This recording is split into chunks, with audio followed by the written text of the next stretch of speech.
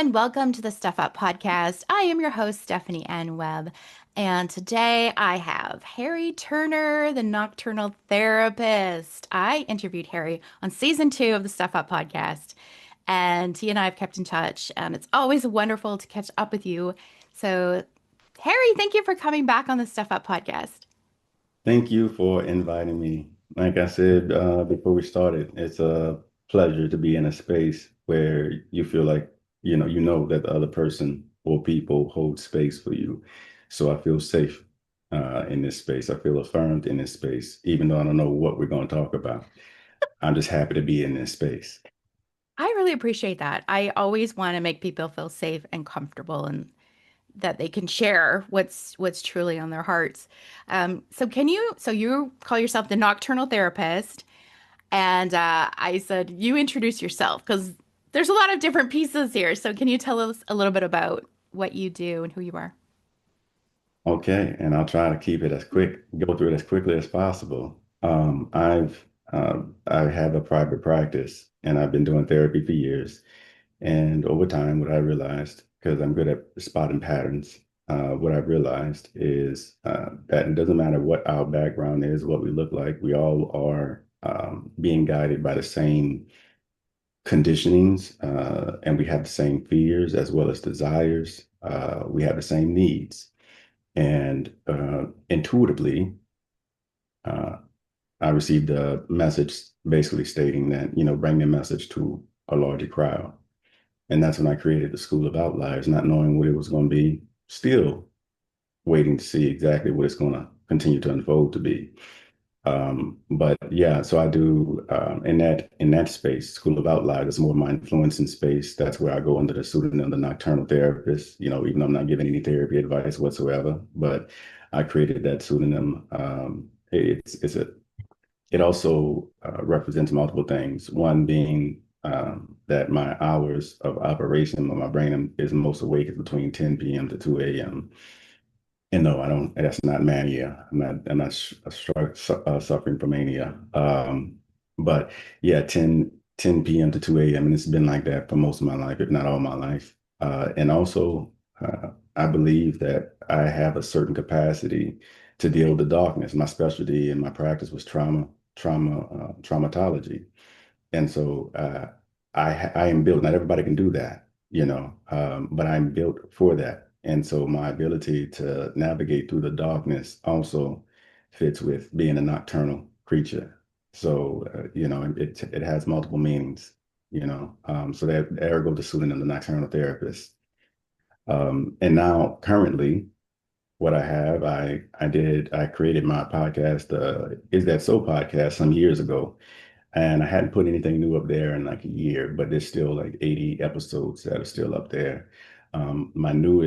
I created a new podcast recently where it's more of a monologue. My other podcast, I interview people just like you interviewing me.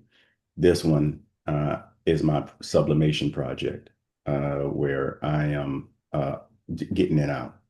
I'm doing my best to filter the anger, the grief, the sadness of today's cultural times into spoken word. And so I created these short monologues of me talking about different topics. And I call it the Quiet Rebellion Calcination series.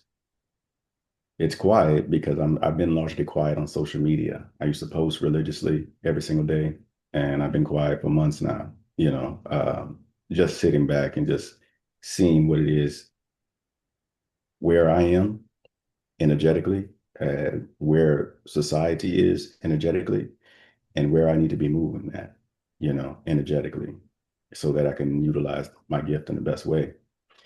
So yeah, the second podcast, the newest podcast, I'm going through those pieces. And besides that, I also have a book club that I started last September. And so that book club is geared towards those who've gone after spiritual book, spiritual personal growth book, after personal growth book, and, find themselves still being stuck.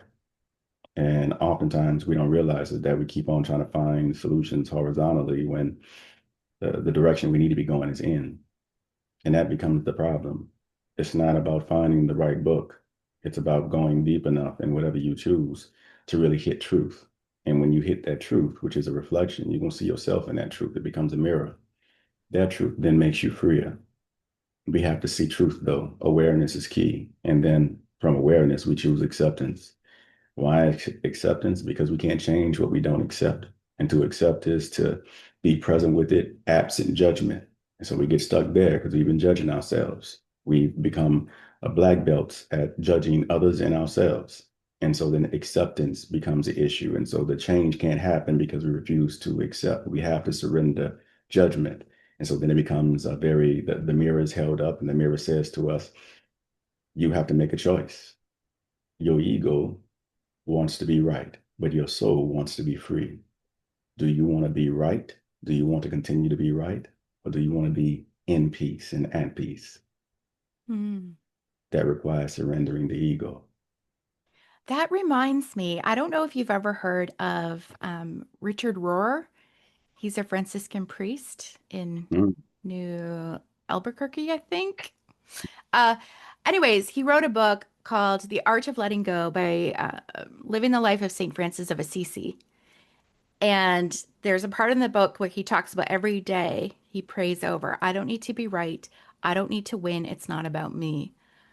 And every time there's something that I feel like I need to be right, I'm arguing with somebody or whatever, I remember that and I go, oh, it's not about me. I don't need to be right. My ego needs to learn. And that becomes a challenge, the stuckness. So in the book club, Yep. we talk about those challenges. We're reading right now, Letting Go by Dr. David Hawkins. So I always we choose books that are my bridge. If there's a niche, my niche is the bridge between the mental and the spiritual. The mental therapy, I love therapy. We need therapy. We need mental health, and mental health is going to help us evolve as a species. I truly believe it has a divine purpose and reality. Currently, psychotherapy, mental health, there's limitations there. Not limitations in that you won't get the goal, you won't help the person function the way that they're choosing to function, that the way their desires of functioning and getting through grief or whatever. Mental health is excellent for that. But mental health is concerned with creating a healthy ego, whereas spirituality is geared towards transcending the ego altogether. There are certain algorithms that we have, certain schemas, certain patterns of thinking that we have that have being built up since we were children. And so these have trillions upon trillions of different neural pathways and nerves and synapses, like all of this, neurons that fire together, wire together. And it's been where we are now as adults. Our current cognition is built on all of this old data and wiring. And that influences our interpretation in real time. So the mind already makes a conclusion on something before it's even presented itself, because all it does is look to the past for the previous conclusion, which makes hard change so hard. So for those who are seeking to really be in alignment with purpose and meaning, to really know what it is to stand on your two, absent needing the validation of the external environment, you have to transcend the ego, which is reliant on validation because it's attuned to survival mechanisms, such as being liked by the tribe. Being liked by the tribe meant survival. If you weren't liked by the tribe, you were exiled. And during that time, hunting gathering time, if you met exiled, I meant death.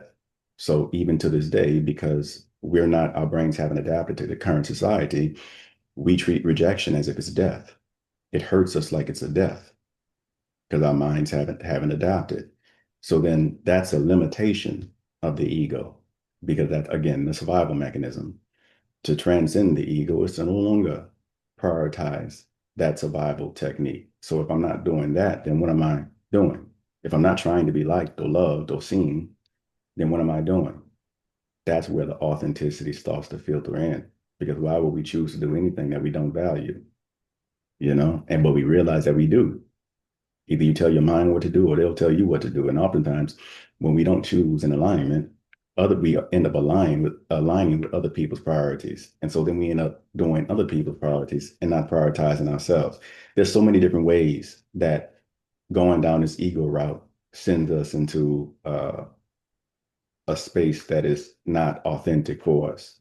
that is not affirming what we're not really being our true selves. And so I told a friend yesterday, I said, if I were to say, because everybody tells me to niche down, the reason why I hadn't quote unquote blown up yet is because you had niche down, so nobody knows what the hell you're selling, even though you've been on a spotlight for several years. I said, well, it's hard for me to put it down into a niche, but if I had to say anything, my niche is to make the therapist no longer necessary in society, because at that point we'll be each other's therapists, and at that point we'll be able to understand how to operate from compassion as opposed to condemnation, how to be flexible in our thought and see different perspectives. And we move from the narcissistically energized view of it's about me and what benefits me to what benefits all of us, because if it benefits all of us, then clearly it benefits me. Mm. Oh, there's so much you said that I'm like, whoa, where do I go with this? But that's so fun. But yeah, okay, first of all, the niche thing drives me crazy because some of us like different things. People are like, Stephanie, what do you do? And I'm like, well, I like holding space. I like helping people to see a different perspective. I like helping people work through communication, um, get clarity. I don't know. Like, there's different things that are just, I'm not one thing. And I think with the whole niche thing, it's kind of like, well, because some people get very specific. I help 30-year-old women who have horses and are stay-at-home moms uh, work through this. And I'm like, wow, I don't That's the know. training. Right? And then I thought, well, I don't want to be stuck in a label either. But labels help people make sense. So that was, yeah, I think we're probably like in that same space of like, do we have to niche down?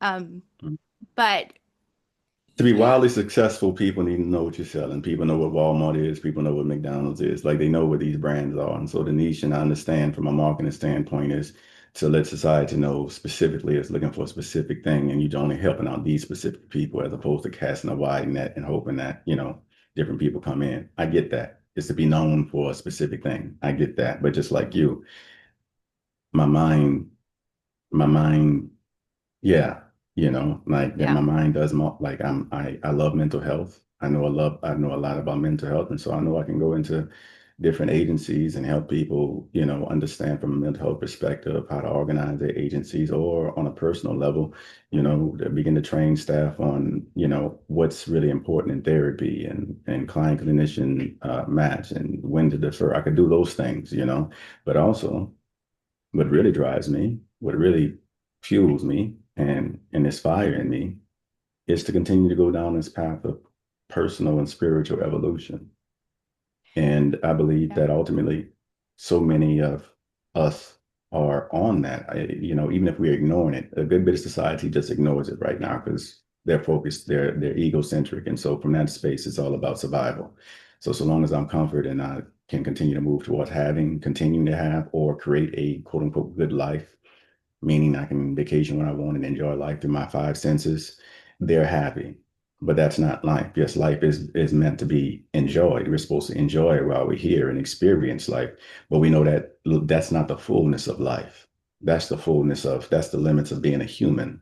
The human ego doesn't care about anything outside of the five senses. But we have to, at some point, if you're on a spiritual path, you realize that you have to even break your addiction to your senses, to always wanting to sense life and the pleasures of life. Not that life stops being pleasurable, but the addiction, the drive just to create more sensation, to have more fun, to have more pleasure through the senses. That's the foundation of addictions. But we don't go around saying you're having too much fun, you're addicted to fun. Here's a script, we don't do that. But there's so many different ways that our ego causes us to be of the world as opposed to just living in it, passing through the world. All of us are here on a divine mission. Again, we see ourselves as one drop in the ocean, when in reality, we're the entire ocean in one drop, rooming. And so knowing that you are a reflection of the entire ocean, how are you in your life contributing to the furtherment, the evolution of humanity? hmm, yeah. There's there's something you also said about you want to help people bypass, was it bypass therapy or just Eliminate the need for a therapist eliminate? in society Okay. altogether. Because we want to help people thrive rather than survive. And from what I've seen, and I want to get your take on this, because I've taken therapy. It helped me when I needed it. I studied a bit of psychology, hoping to be a therapist, although I never finished. But what I found in a lot of that is it can keep people stuck, and all they're doing is focusing on the past, or just they don't go to the next level. Like you might be in therapy for 20 years, and you're like, okay, I'm reliant on my therapist, and I'm not moving any further because we're just revisiting the past. Is But what we want to do is move forward into a healthier way of growing, so that we can have a much more a better like an awakening, or getting past that. Is that kind of that's how I see that? Is that how you see it? Yeah, true healing, to be whole. Mm. All of us have experienced pain and we've hidden pieces of ourselves in a closet that then become self-sabotaging shadows. And so, to help every one of us face the shadow, when we talk about, the trends come out now because of mental health starting to blow up, it has blown up. And, so now it's about the narcissist. Eventually it'll be something else. But for the last couple of years, it's been about the narcissist, which is needed. It's needed to talk about it, to know that this exists. But essentially, what is the narcissist? It's a human psyche that's stuck at the age of terrible twos. They hadn't psychologically gone beyond the terrible twos, and the terrible twos is when we fully embody the ego. So it's about me, mine, you want to fight, you're fussy. That's the megalomaniac. That is the narcissist, the adult narcissist. Even though our bodies will age naturally, our psyche does not naturally. We have to stimulate it and we have to intentionally engage in it. So they say that a lot of people who are affluent, or in privileged positions, this becomes a struggle because initially you get yes people around you. If everybody's telling you yes and not really challenging you, not really challenging those underdeveloped parts where your shadow's coming out, then there's no growth. Change is inevitable. Growth is optional. So getting back to therapy, uh, I not only want people to function, have a healthy ego. If that's all they want, then that's great. But I also want people to understand that the reason why these cycles keeps coming up is because we're always making a choice between fear and love, essentially. When you choose from your ego, you're choosing out of fear most of the time. Not all of the time, most of the time, because it's about survival. But when you choose from your highest frequency self, from your authentic self, when you are self-led, you're choosing in alignment, you're going with the flow of life. And you will learn that life conspires in your favor. When you go with the flow of life, you see things come to you, you know, you see the desires of your heart beginning to be fulfilled, you know. But we fight against that because our egos tell us to fight against that. But I also wanted to say this. I don't knock anybody who's in therapy for 20 years because, people go to church for a lifetime. People, if we were, if this was the East and someone said they had a sensei for 20 years or 40 years, we wouldn't say anything about that Mm. because in truth, society will always need the guide. So I know, while we're trying to figure out where mental health fits at and this and that and understanding and also understanding the limitations of different practitioners, um, if the therapist or if the guide, I see myself as a guide, not a therapist. If the guide is continuing to guide, then that's fine. If someone ends therapist, we would still there would still be a void for a guide. What form or title they take, I don't know. But we are not meant to go through this life alone. We are meant to have guides and teachers. Does that make sense? Yeah. Yeah. And that's one of the things, like, I I use the word mentor. And that's just connected with me for so long because 20 years ago, I was working when I was at this one church, and I had a mentor, was one of the pastor's wives. And so we had a group where she was like helping us, how do we mentor somebody else? And I didn't believe that I could. I was like, no, because I was very shy. I was very insecure. I was like, I don't know if I can help anybody. And and so she's like, you can. And it's taken me a long time to come through and believe that I could be there for anybody else in that way. And I had to go through a lot of growth myself. But it was something so beautiful and like having a mentor and then coming alongside and mentoring somebody else. And I've always seen that as important. Hmm.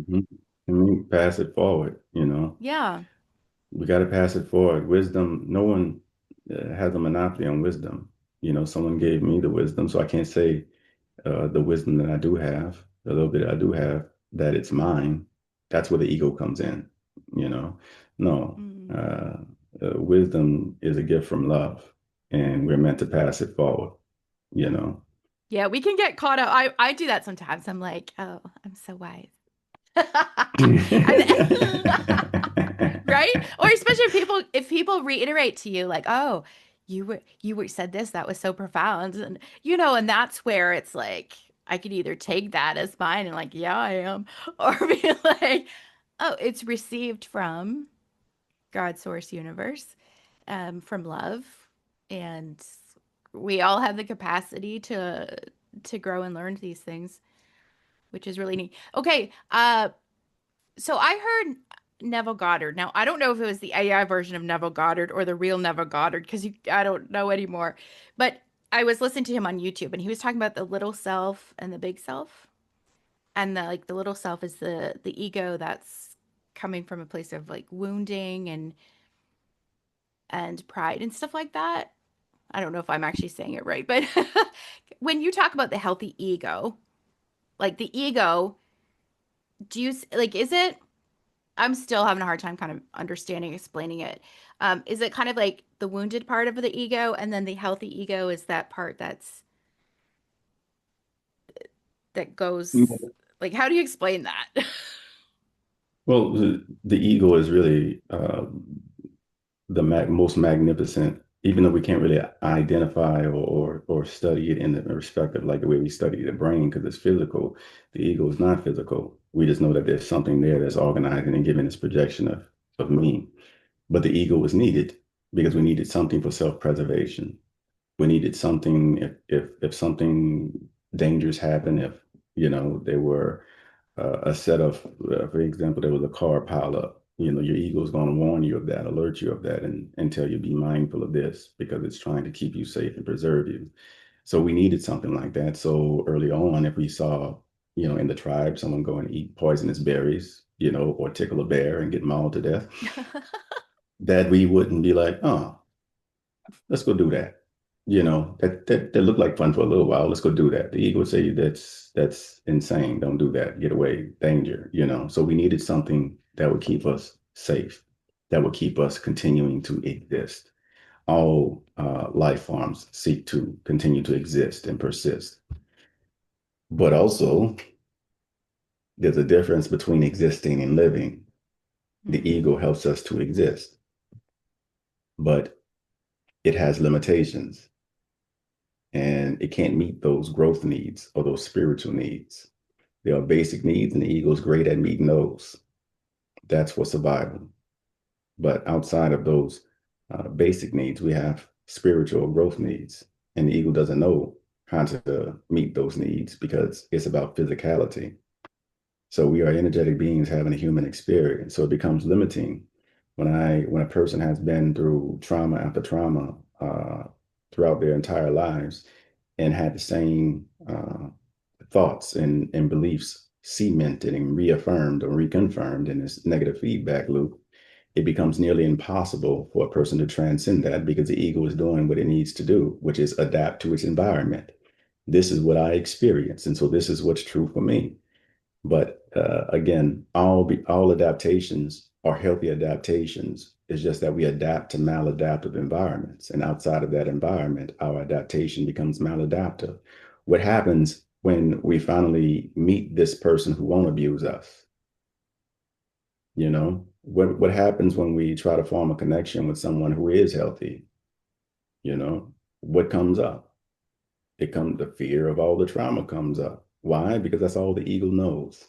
And that's the limiting thing. It's predicting in the present based off of what it experienced in the past. That's why 95% of what we see in the present is not conveyed accurately, but constructed. It's a construction that the mind or ego does based off of what we experienced in the past, you know, and this becomes the problem also with trauma and whatnot. So for me, to understand the limitations of the ego is necessary to transcend them, to understand why it's imperative to transcend them, you know, why we are attractive fields. Also understanding this, when you begin to understand energy, you begin to understand that we are attractive fields. So when we ask ourselves, why do the same type of people continue to pop up in our life? Mm. You're not going to solve that from an ego perspective. You know, you can adapt to this same type of personality popping up in your life, but that's not an ego thing. That's not something that physicality that's naturally happening. Physicality that has an energetic basis behind it. It's an attractive field. And no, you're not attracting. Don't see yourself as in an extreme situation of abuse. No, it doesn't mean that you're worthy or deserving of being abused. If you find yourself, you know, being drawn or people who are abusers being drawn to you, but what it may reflect is a shared value of a lack of love towards the self. If you believe yourself worthy of being abused, love is absent. Like you're on E when it comes down to the self-love department. And if you believe that that other people deserve to be, you know, abused and cruelty, you know, intentional cruelty, you know, exhibited towards them, that also is a denial that you lack love in your heart. And when we deny, those who choose to deny then choose to project. And because I can't handle my emotions, I feel unsafe handling my own feelings. I need to project what I'm afraid of on you and then attack that. That's how the ego operates. And by attacking a person, the ego believes that it's attacking the problem. Defeat the enemy within, and the enemy without can do you no harm. We have to turn inward. So for me, this is where, again, that bridge between the mental and the spiritual comes in. You know, in my faith, it says, do not conform to the patterns of this world, but be transformed through the renewing of your mind. The transformation happens at the mental level, you know, so we have to understand this, you know. Do you find people might not understand that? Because, like, I grew up um, in the church, and the transformation that I believed was just like Jesus, the Holy Spirit would fix it for me. And so, but then it wasn't working. And then I realized I had to do something too. And that's what you just said about it's a mental thing, the transformation. So because we have to want it, we have to be open to it and start taking steps forward. Is that? Yes, it's first we become aware Mhm. and then we accept, you know, and then we make changes, you know, because peace comes in with that acceptance. With that peace, we get clarity. Clarity is the removal of that which obstructs clear vision. So once we become aware and then we accept, and then this sense of peace comes behind it, the steps to move forward will then begin to reveal itself more and more. And then we just take it step by step. The church, like any institution, they have their motivations. You know, the way that it got filtered into America, they have their motivations. A lot of what was prioritized was based off of domination and control, and so that's why you have so many people who are deconstructing from Christianity. You know, but really, what I see is a deconstruction from everything that does not represent Christianity. It's just that we have false Christians pretending to be Christians right now. Christian became a fad.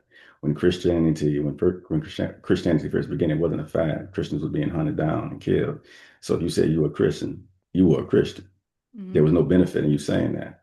Right. Today we wear it like look at how good of a person I am, But then because we don't truly understand Christ consciousness, we don't understand the importance of continuing to move towards love. All it is just another social club. You might as well join 4-H or the Beta Club. It's not done nothing. It becomes a vanity. It becomes a hindrance to spiritual progress because you're using it for your vanity. The ego's so slick that it will use your values against you. Performance. Oh, No. yeah. Huge. I so relate to that. Mhm. And like I went through deconstructing and still um from the things that didn't really that I saw didn't weren't working, or through the just all the rules of legalism. And it's been very fascinating because just like you're saying, I feel like I moved. The thing I was always told was we had love, joy, peace, all of that stuff. And I was like, I had anxiety, depression, like anger, jealousy, all that stuff. So I didn't really ever know what I was supposed to be feeling. But then I started kind of moving from that, what I've been raised in, and I started finding more of the peace, joy, love. And I thought, wait a minute, is this what the whole thing was supposed to have been this whole time? Is this really like what Jesus was talking about? Is this the Christ consciousness? Because this makes so much more sense. But growing up in it, I didn't ever understand that. And I was always like proud, like, oh, I'm going to heaven and they're going to hell. Like because you're coming from a place of I'm better than you. And I was there for a long time. Oh, not Not fun. realizing that, not realizing that, we were already in hell. Yeah. Living in For hell, me, literally. I told, I've said this, I think maybe yesterday to someone, heaven and hell represent one's proximity to love. Mm. That's it. Because we can have heaven on earth or hell on earth. We can have heaven in us, or we can have hell in us and express that Hmm. and make hell on earth, bring hell on earth or heaven on earth. Love. It's always that. That was the message, love. But again, for ego, the ego does not value those things from the ego perspective. And so that's why for me, the psychotherapy doesn't necessarily make quote unquote good people. There's no really such thing as a good or bad person. Um, there is evil out there, and there are people who operate from a benevolent place, altruistic place. Um, but really, like Carl Jung says, the pendulum of the mind oscillates not between right and wrong, but sense and nonsense at certain states of consciousness come with certain understandings and beliefs and senses, interpretations, and limitations of interpretation. From the lowest level of consciousness, it's about gain and the avoidance of anything uncomfortable. And so from that space, we're more egocentric. The more egocentric we are, the more narcissistically energized we are. The more narcissistically energized we are, the more narcissistically energized our worldview is. And from that space, it's about me, even at the expense of you. From that space, I can hate you and say that I love you. In that space, I can beat you and torture you and tell you that I'm doing it out of patriotism. Like it's the justification of of our over reliance, the ego's over reliance on animal instincts of domination. The more you ascend, and that's really what Jesus was trying to teach. He was speaking to the consciousness level of the savage and was saying, you don't have to be savages. No, from the state that you're in, no, you can't turn the other cheek because your ego is designed to protect you. And so turning the other cheek is not in its design. It will say attack, period.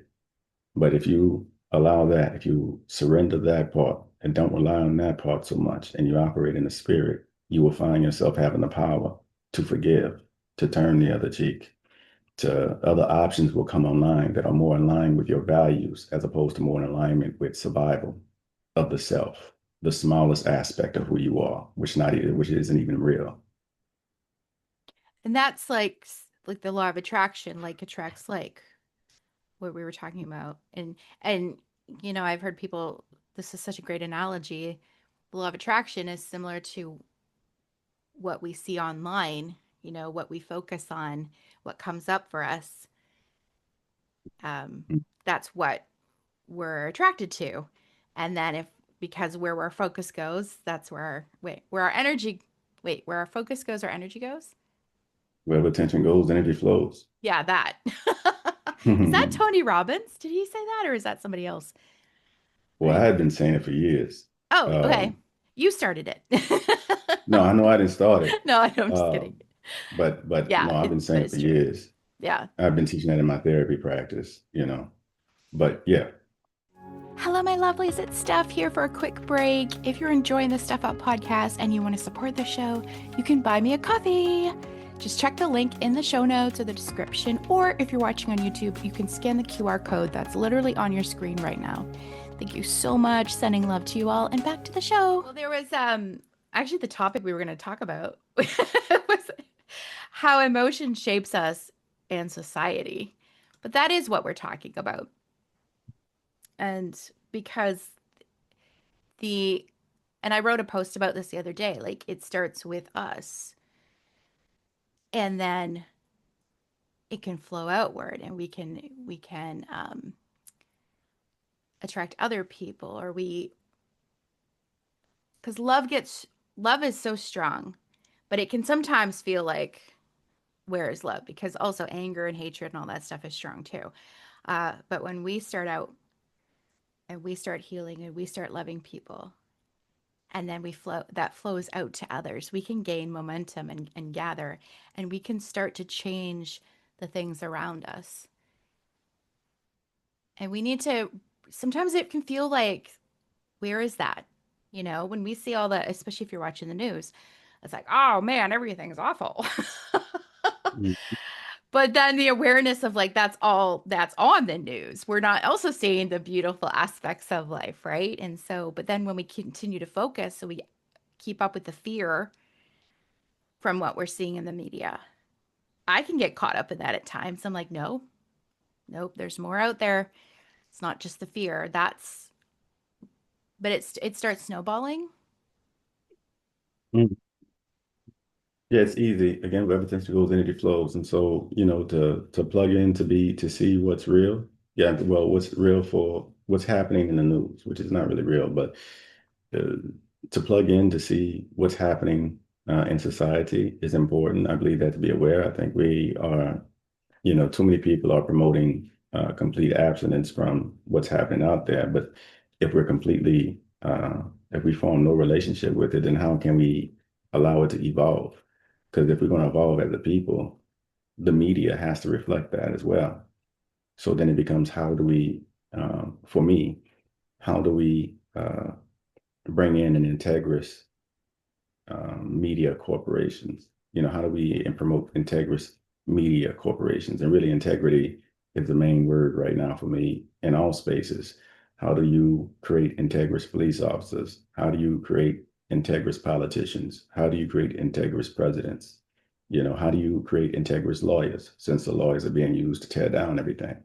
This is the lawyers are supposed to have the most extensive set of ethics in all the professions, but yet you continue to produce people who operate from the stage of degeneracy and are unethical. There's something wrong there from the structure. So from we have to move towards actually being a part of these solutions by bringing this to awareness. We don't need to be a lawyer in order to influence that. That's just obvious. Why is this specific a profession producing so many people that are out of alignment with love? Why are so many narcissists, for instance, may sign up to be ICE agents so that they can be given permission to beat and brutalize other people? And why are we not looking at these things? If I'm a sadist and I know that society would punish me for being a sadist, then I'm gonna find a space where I can hide my sadism. That means I'm looking primarily at law enforcement or some position where I can be an authority people, especially over people who other people don't care about. Because if you don't care about these people, that means I can do what I want, which means I unleash all of my sadism. The criminal justice system in America is representative of that. Mhm. You know, you got all of these people in one building. You mean you can't stop people from stabbing each other, from getting stabbed and killed and assaulted? No, that's intentional. That's by design. You know, if we can shoot, if we have enough money to filter into the military and we can aim a missile of a camel's behind across seas and spot on bullseye, hit it, then we can take care of what's inside these boundaries. It's just the priorities are more narcissistically energized because we continue to elect narcissistically energized individuals. And from that state, it's all about me. It's about gain, at the expense of whoever need to be at expense about, you know. Privilege, gain, access, power, which is not true power, it's force. It's access to force. True power doesn't need to use force, but those who are more narcissistically energized confuse force with power. Mhm.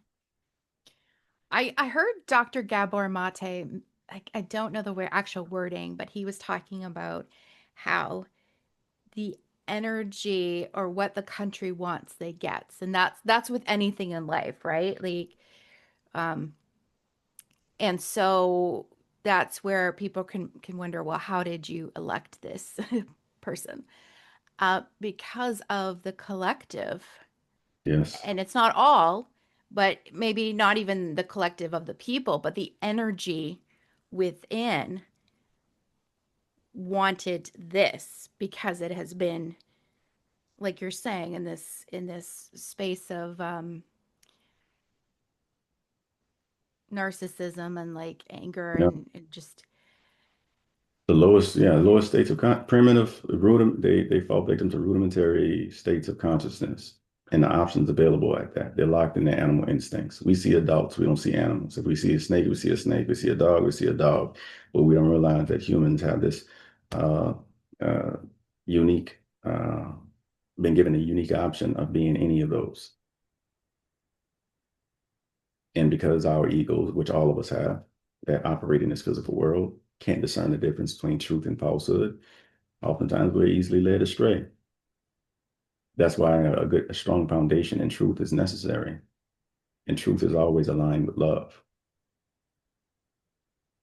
That's how you understand the propaganda when you hear it. You got to have a pulse on love.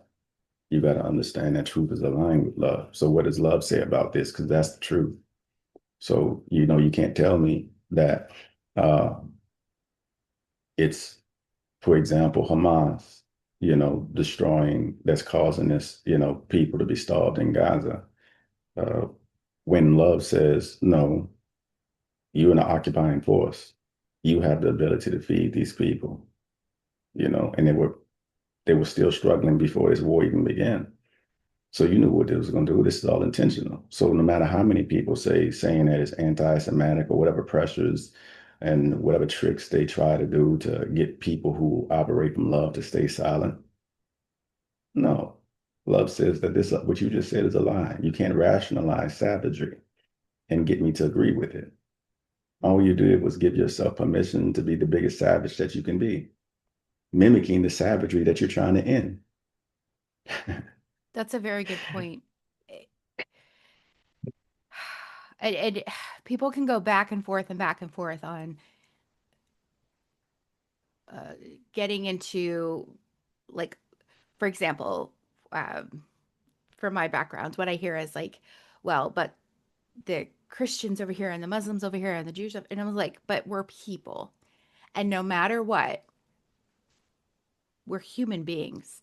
And so there's no, and in the Bible even says there's no Jew or Greek or Gentile. I can't remember the verse, uh, because it's not about being this or that. It's about we are all human beings. And so yeah, when we get into like this name calling or like how can you be for this and this and this, it's like, but what comes down to it? it comes down to, how are we treating people? How are we loving people? Are we allowing this to go on? And people can get so caught up in the fallacies of all this, right? Like that's where I can get caught up. I'm like, wait, what's happening? Because when somebody's using all this language around you, and like, oh, blah, blah, blah, blah, blah. I'm like, wait, but in the end, it comes down to love and That too is by design. how we treat people and how we, yeah. No, I agree. I didn't mean to cut you off. Oh, I that's okay. I was agree. done. No, I wanted to speak to Mhm. that because that's true. But, if you notice, so here in the States, and I did presentations on it. I knew that this was coming. I knew that Mhm. this was coming, um, for years, for decades. But here in the States, um, what they'll do is, especially for more conservative viewers, they'll hire former lawyers, people that know how to distort and twist truth. And then they use, and if you're uneducated, that doesn't make you less than. But like Trump said, I love the uneducated. There's a reason being for that. Mhm. Uh, you're more emotion based than you are logic based typically. And so then it's about identity. It's not about the truth. It's not about facts. It's about identity. It's about the group that I belong to. And so then all rationalizations that are pushed out justify the pack mentality and this us versus them dynamic. But they hire lawyers, professional lawyers, people who have been successful lawyers to come on there and play with people's minds the same way they play with people's minds in the courtrooms, And again, unless you have the capacity to see that and dismiss that or see the truth through that, then you're going to be a victim to it. And the more egocentric you are, the more susceptible you're going to become to that type of messaging because it's pure narcissism. And so the more egocentric we are, the more narcissistically energized we are. And the more likely I'm gonna fall for a narcissistically energized worldview and rationalization. So I can, from a place of true narcissism, I couldn't care less about them brown kids starving over there. That's the truth. They may not say it out loud. They say it in groups, but yeah, they shouldn't mess with Israel because when Israel eventually that's going to be the beacon for Jesus to come home and then torture all the other brown people that we don't like. No, Mm. love doesn't talk like that. Nope. And how can you accept a narrative like that if you know what love is? That's foolishness. That's that's ego flagellance. A child could have came up with that narrative. But again, we don't need facts. The mind operates mainly on beliefs, not facts. A belief is something held as true without needing the minimum requirement of having factual information. So a lot of us don't understand that since we limbic brain oriented, left brain oriented, we're easily manipulated by these narcissistic messages from charismatic people. It's Mm. not about charisma, it's about character. And since a lot of people don't value character, we praise wealthy people. And then we get upset when wealthy people begin to dominate and change up, redistribute wealth from the bottom to the top. All we do is worship wealthy people in the States. We love worshiping wealthy people. We want what wealthy people got. We want to save up and get the $10,000 Gucci bag and this and that. I mean, you hear what the rappers say. We want all those things. We want all them nice things that they got because that represents status. But God is no respecter of person. He couldn't care less about that status. He couldn't care less about your title. But from an ego perspective, the natural vanity of the ego mind, it gets addicted to titles. It really thinks that it's something because it shares a certain title, which is why our child king over here will send a message through his Truth Social and say something like, "I need y'all to cut it out. This is Donald Trump," and then he'll put President of the United States as if the world didn't know that already. But you can see the addiction to the title. Yes. And you notice when okay, like sorry, I always have examples like from my own life, but when I was a kid, I was always teased for being fat. Mm. And I would just they made more fun of me because I would just react and cry and be, let them. And then over time, I learned, oh, just laugh with it, right? Like have fun with Mm, it. Because the more that you you show that it affects you, the more they're going to pick on you. And that's what I find very interesting about him is like South Park did an episode and he's like, oh, you know, uh, the whole episode was he's going to sue everybody. And it was so funny. But it was like, mm, okay, but if you just laugh with it, I know he doesn't know how to do that. I know that he's very wounded also. Uh, but if you're like, good job, you got me, they're not going to have as much fun making fun of you. But when you continuously go, oh, that's not right. You can't make fun of me. I'm going to sue you. They're going to make more fun of you. It's very interesting. Well, well, he's just not wounded. Oh, I know very few people. I don't know anybody that's gonna go through life and not get wounds. He's not just wounded; he's sick. There's a difference.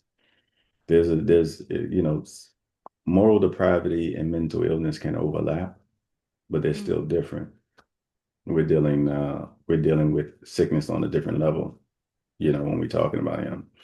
Or individuals that operate on that level. And so that's why the policies can be that. That's why certain people in this administration, like Stephen Miller, I saw some video that came out about Stephen Miller, when I think he was in high school, and I think he was joking about wanting to torture people back then.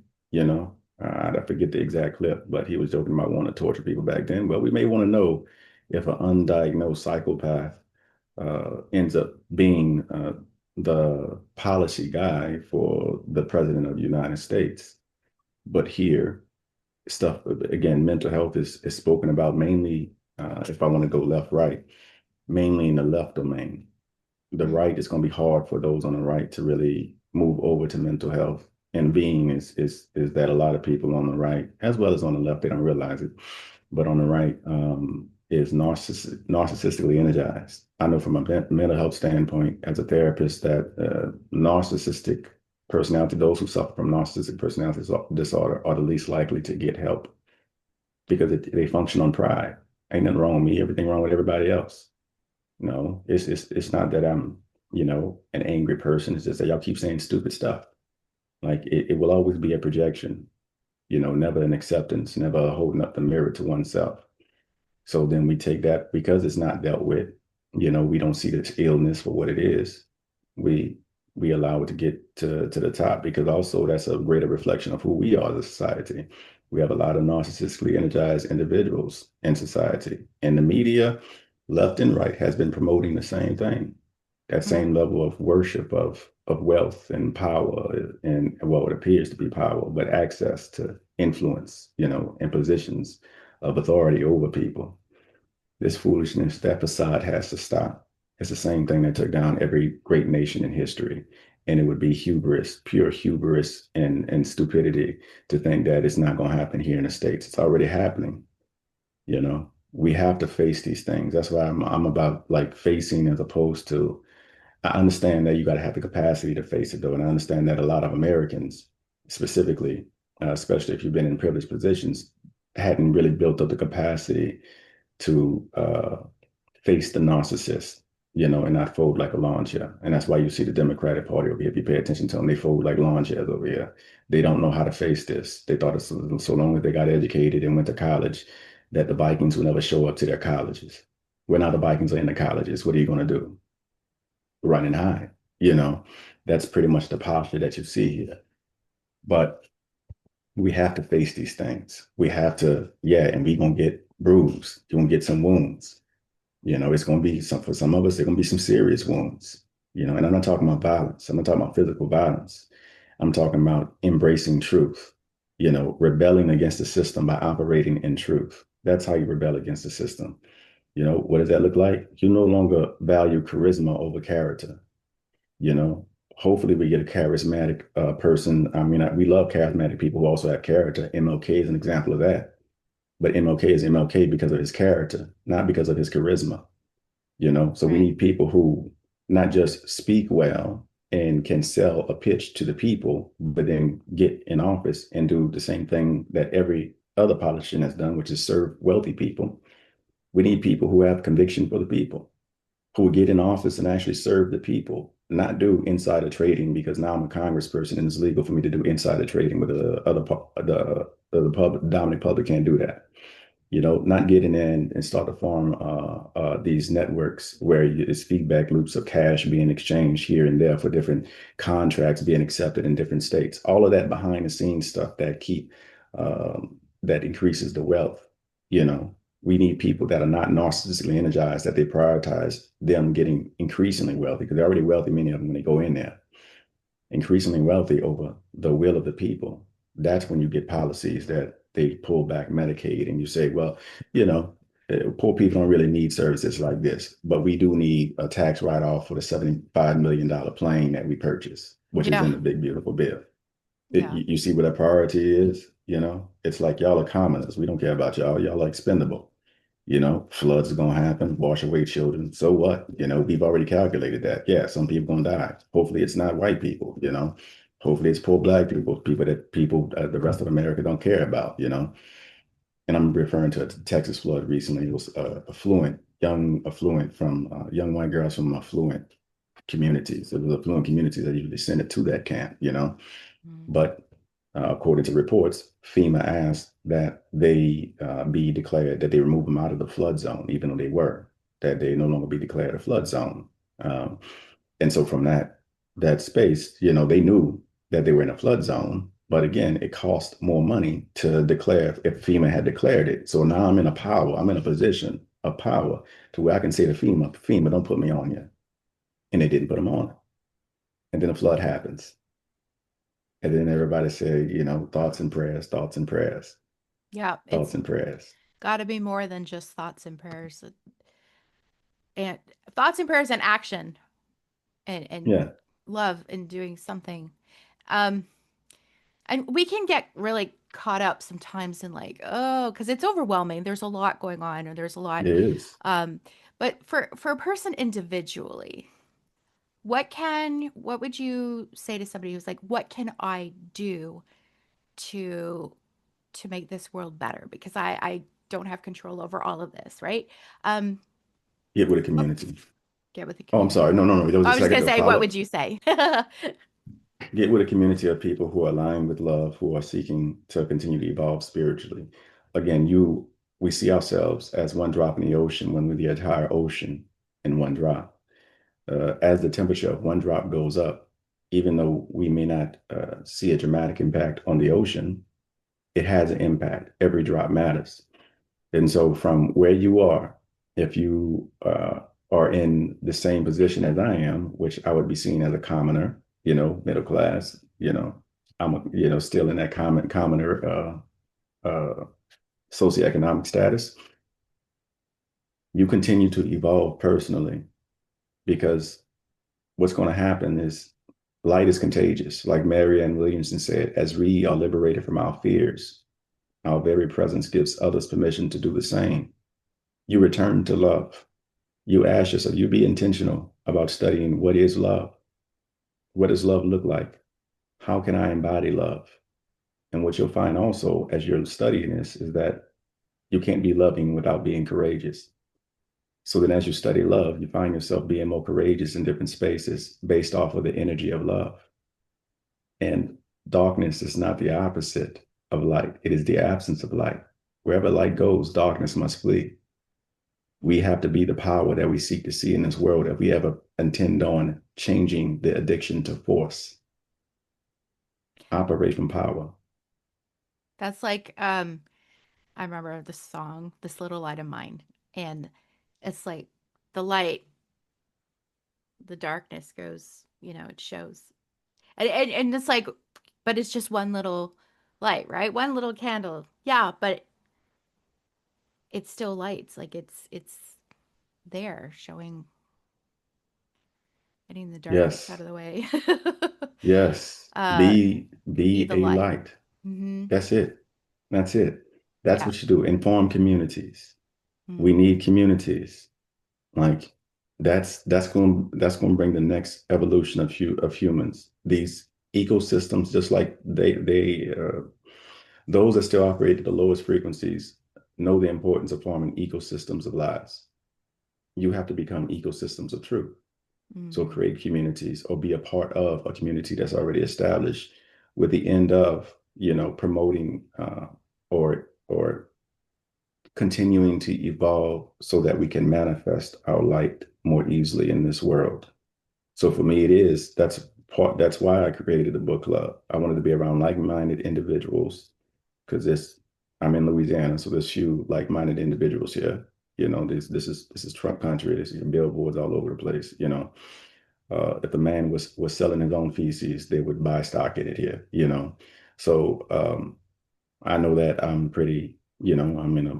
I'm not in a territory that's really affirming, but this is where I grew up, this is where I was born, and this is where I got established at, so I'm here. But I created an online book club, for individuals who read personal growth books and spiritual books, because I know that that's the answer. Mm. We have to continue to move towards understanding what we are authentically and operate in that space. Because when we do that, we're moving towards love, and love is aligned with truth. And when you operate in truth, you become immune to the propaganda that's constantly spewed at you from every single avenue on the media. You And can see it and not see it. that's what's so neat about being online because we can share this. We can be in groups and meet with people. Like I'm in Canada, you're in the States. We meet online, right? And we can spread this all around the Mm, world and gain momentum that way. And yes. it's very empowering to know that we can start to do something in that regard. Um, You so have to face your shadow on that too, though. So, mhm, I want to add this in. okay. You know, I grew up a preacher's kid. I'm a preacher's kid.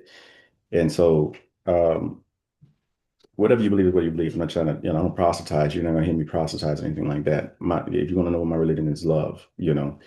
Um, but wait, I'm sorry, I lost my train of thought. What did you just say? Being an online space, we can impact like empower each other, Yes, help each other. I would not be able to be in an online space had I not continue to face the shadow of not wanting to be seen. Because as a Ah, preacher's kid, you're judged constantly. And mm, so then being seen becomes a threat. So the thought of me coming on social media when I first thought about it, all I saw was I didn't see, I didn't have the aspirations of becoming TikTok or Instagram or YouTube famous. What I saw was if I put my stuff out there like I'm being instructed intuitively to do, I see pitchforks. I mm. see people ready to cast stones at me. That's what I saw. So I had to continue to face the shadows, the fears that manifested itself as my shadows that would keep me from doing what it is that I'm doing right now. So that also is the importance of facing yourself. And if you feel helpless, like you can't do anything, you can always continue to grow. You can always continue to work on yourself. And as you do, more options will come online that will allow you to connect on a greater level. But Yeah, you got to face yourself in order to do that. If I didn't face that part, I would not be here talking right now. that's so true. And like, not that I can relate to specifically that situation, but for me and other people I talk to, they're like, "Oh, I don't want to be seen on camera," right? Like, there's that fear of being made fun of or like just whatever. But overcoming that fear. And now, like, I get on all the time, right? But the first time I was like, oh, I don't want to be on camera at all. Yeah, Oh, yeah, it's wild. yeah. Um, so this has been very insightful again, as always, talking with you. And I would love to know because I'll put all your information in the show notes, but I know you're on Instagram because that's where I follow you. And do you have a website that people can find you at? And Yes, becomingoutlier.com. BeComeOutlier. Becomingoutlier.com. You can go there to listen to the old episodes of Is That So? My podcast where I'm interviewing people. We keep it, relatively light and fun. Or you can check out my new process of sublimation, my new project based off of me sublimating healthily uh, the anger and frustration and sadness and grief uh, and hope that I feel over the current situations. And so That new podcast is called The Quiet Rebellion, Calcination series. Calcination in psychological transformation or spiritual transformation, that's the first stage where you burn off attachments to the worldly and ego attachments, you Mm. know. So from the stage of calcination, after we get through that, we're not chasing after the $10,000 Gucci bags. Because think about how much time that takes if you don't have that, if you're not earning that type of money, how much time that takes to earn that, to think about getting that, to see yourself wearing that, and then to get that, and how much time you spent protecting that and maintaining that. You could have just mentored a child during that time for way And cheap. and the funny thing is, because I've never had Gucci, but I used to like certain brands like Guess or whatever. Uh, and then the thing breaks or you get a stain on it. Like so something can so easily happen to this material thing that you've attached yourself to, and then you're upset, right? It's Yes, fascinating.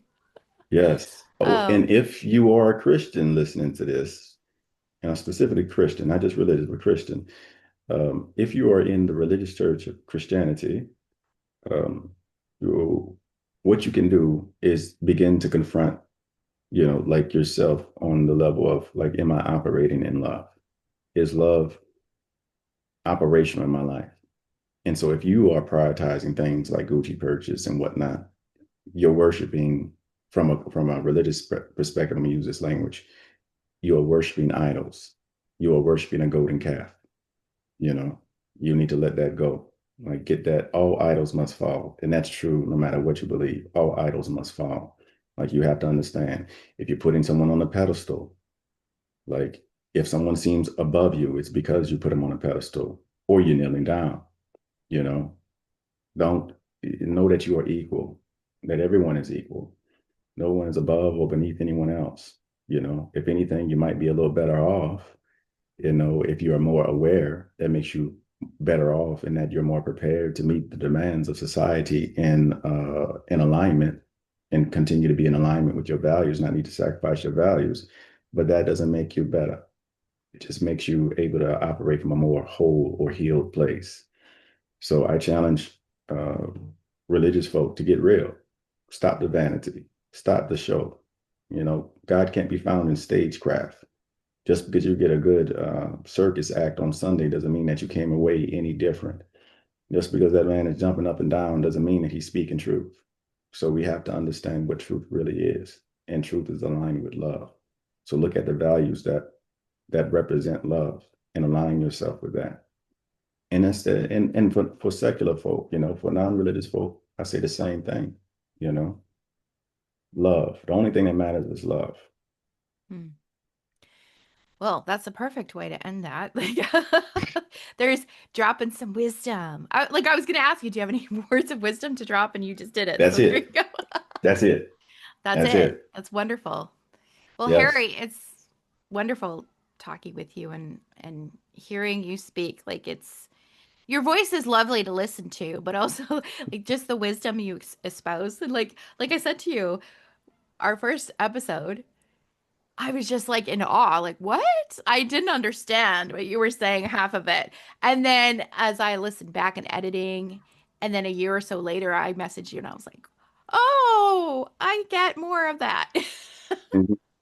As I've been growing and learning too, right? So I was like, cool.